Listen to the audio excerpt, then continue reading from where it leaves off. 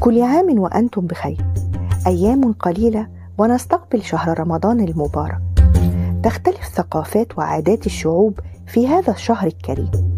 مثلا في تركيا بمجرد ثبوت الرؤية تنطلق الزغاريد في كل البيوت تعبيرا عن الفرحة وبدء الصوم في اليوم التالي، وتنطلق روائح المسك والعنبر وماء الورد من جراء نثرها على عتبات البيوت والحدائق المحيطة بالمنازل طيلة أيام شهر رمضان الكريم.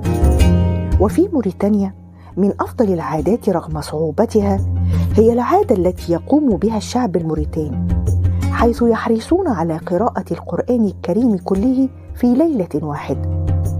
كذلك يعمد الموريتانيون لحلق الرؤوس قبل حلول الشهر بأيام حتى يتزامن نموه من جديد مع أيام الشهر المبارك ويسمى شهر رمضان. كنت معكم أنا مروة صالح.